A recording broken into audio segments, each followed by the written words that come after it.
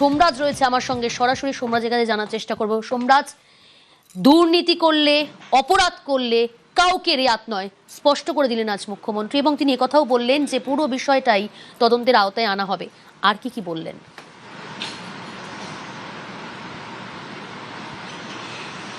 একদমই, দেখো, মুখ্যমন্ত্রী শুভেন্দু অধিকারী আজ একটা বিষয় স্পষ্ট করে দিয়েছেন যে তৃণমূল কংগ্রেসের নেতা আশিস বন্দ্যোপাধ্যায়, যিনি যার রহস্যজনক মৃত্যু হয়েছে, ফলত সেই জায়গায় দাঁড়িয়ে পুলিশ গোটা ঘটনার তদন্ত করবে। ইতিমধ্যেই বীরভূম জেলার এসপিকে প্রয়োজনীয় নির্দেশ মুখ্যমন্ত্রী শুভেন্দু অধিকারী তিনি নিজে দিয়েছেন এবং পরিবারের কাছে আবেদন জানিয়েছেন যে তার ব্যবহার করা যে মোবাইল ফোনগুলি সেগুলি যাতে তদন্তকারীদের দেয়। তার কারণ পুলিশ সেটা সম্পর্কে নিশ্চিত হতে চাইছে যে আশিস বন্দ্যোপাধ্যায়ের রহস্যজনক মৃত্যুর আগে কেউ বা কারা কি আশিস বন্দ্যোপাধ্যায়কে কোনোভাবে ফোন করেছিলেন বা কোনোভাবে কোনো দুর্নীতিগ্রস্ত লোক আশিস বন্দ্যোপাধ্যায়ের ওপর কোনো চাপ সৃষ্টি করছিলেন। গোটা বিষয়টি জানা প্রয়োজন। মুখ্যমন্ত্রী শুভেন্দু অধিকারী তাই বলেছেন যে তিনি একজন নিজে পুলিশ মন্ত্রী এবং পুলিশ মন্ত্রী হিসেবে তিনি কোথাও ফাঁক ফোকর রাখতে চাইছেন না, আর সেই কারণেই পুলিশ গোটা ঘটনার তদন্ত করবে। পরিবারকে তিনি আবেদন জানিয়েছেন যে তার ব্যবহার করা মোবাইল ফোন বা তার পরিবারের সদস্যদের এমন যদি কিছু বলার থাকে সেটি যাতে তারা পুলিশকে জানায়। তার কারণ পুলিশ পর্যাপ্ত তদন্ত করবে। তার কারণ হিসাবে মুখ্যমন্ত্রী শুভেন্দু অধিকারী এটাও জানিয়েছেন যে বীরভূমের বেশ কিছু ঘটনা ঘটেছে সাম্প্রতিক সময়, তো ফলত এই ঘটনার ক্ষেত্রে কেউ বা কারা কি আশিস বন্দ্যোপাধ্যায়ের ওপর চাপ সৃষ্টি করছিল, গোটা বিষয়টি জানা প্রয়োজন। তবে মুখ্যমন্ত্রী শুভেন্দু অধিকারী এটাও স্পষ্ট করেছেন যে বীরভূম পুলিশ থেকে শুরু করে কোনো দপ্তর থেকে কোনো রকম নোটিশ, সরকারি নোটিশ আশিস বন্দ্যোপাধ্যায়ের বাড়িতে যায়নি।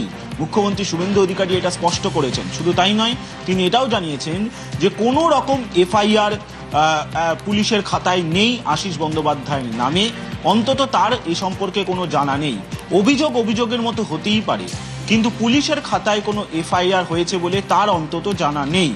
এক্ষেত্রে কোনো উন্নয়ন দপ্তরের তরফে বা কোনো বোর্ডের তরফেও কোনো চিঠি পাঠানো হয়েছে বলেও তার কাছে কোনো ধারণা নেই। অর্থাৎ রাজ্য সরকারের তরফে আশিস বন্দ্যোপাধ্যায় নিয়ে কোনো রকম কোনো পদক্ষেপ করা হয়নি, কার্যত তা স্পষ্ট করে দিলেন আজ মুখ্যমন্ত্রী শুভেন্দু অধিকারী। বেশ,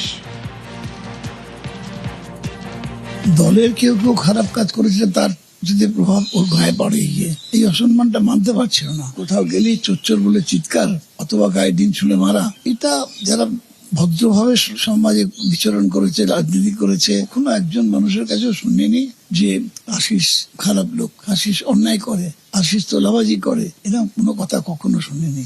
এই যে দুঃখ, রাজনীতি করতে গিয়ে তাকে অসম্মানিত হতে হলো, যার পরিণতিতে এমন একটা রাস্তা বেছে নিল যার থেকে দুর্ভাগ্যের আর দুঃখের কিছু নেই। সেই সুইসাইড নোটটা হৃদয় বিদারক। এতদিন ছাত্র অবস্থা থেকে রাজনীতি করেন তিনি, বলছেন যে রাজনীতিতে আসা ভুল হয়েছিল। বেশ কয়েক মাস ধরে বিধানসভায় বা পার্টির মিটিং এ যখন ওনার সঙ্গে দেখা হয়েছে, নানান বিষয়ে আশিসদার যে আক্ষেপ তার সাক্ষী আমরা অনেকেই রয়েছি।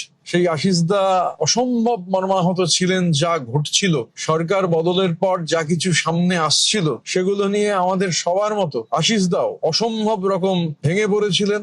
দুর্ভাগ্যজনক হলেও সত্যি যে গত 15 বছরে বাংলা জুড়ে যে অর্গানাইজ লুট এবং লিগালাইজ প্লান্ডার হয়েছে তার কুশীলব তো হাতে গোনা লোক, কিন্তু তার দায় তৃণমূল কংগ্রেসের নেতা কর্মী থেকে সবাইকে দিতে হচ্ছে। যারা কোনো কিছুর সঙ্গে যুক্ত নন, যারা এই অর্থনৈতিক অপরাধের সঙ্গে যুক্ত নন, তারাও বাদ পড়ছেন না। এটা মানসিক চাপ প্রত্যেকের ওপর সাংঘাতিক ভাবে পড়ছে।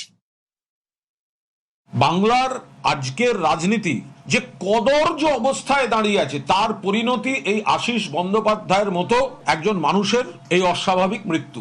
এই যে একটা ট্রেন্ড চলছে, কোনো অভিযোগ প্রমাণের আগে সামাজিকভাবে কলঙ্কিত করার একটা চেষ্টা হচ্ছে, ভয় দেখানো হচ্ছে, ডিম মারা হচ্ছে, মানুষকে আতঙ্কিত করে দেওয়া হচ্ছে, মনের উপর চাপ বাড়িয়ে দেওয়া হচ্ছে। আশিস বন্দ্যোপাধ্যায়ের মৃত্যু তার জ্বলন্ত উদাহরণ। ফলে আমরা এর পুরোদস্তুর নিরপেক্ষ তদন্ত চাই।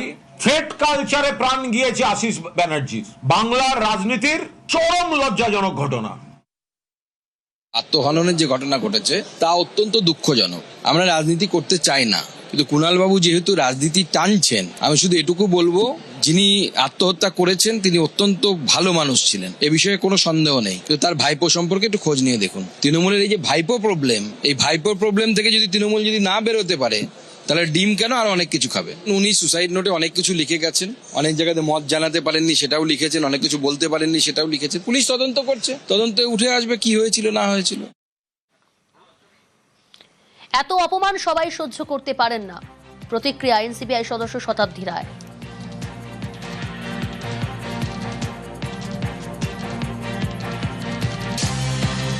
মানুষ এমন হয়ে গেছে না এখন, এই মৃত্যু কিন্তু শুধু আশিসদার একার নয়, অনেকের হতে পারে। কে কোন দলে আছে, কে কোন দলে নেই, কে কেন করছে কি না, সে মানুষ এত ভাবে তাদেরকে অপমান করছে, এই অপমানটা সবার পক্ষে নেওয়া সম্ভব নয়।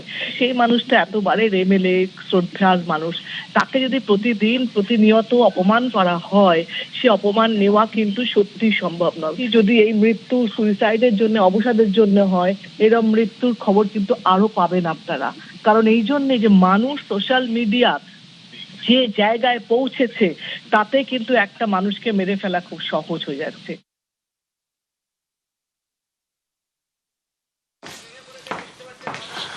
কান্নায় ভেঙে পড়েছেন শতাব্দী রায়। যে ছবি আপনারা দেখছেন, রাজ্যের প্রাক্তন ডেপুটি স্পিকার আশিস বন্দ্যোপাধ্যায়ের মৃত্যুতে রহস্য। তিনি বললেন যে সবাই সব অপমান সহ্য করতে পারেন না। শুধু প্রাক্তন ডেপুটি স্পিকার নয়, 5 বারের বিধায়ক, রাজ্যের স্কুল শিক্ষামন্ত্রী, কৃষিমন্ত্রীও ছিলেন আশিস বন্দ্যোপাধ্যায়।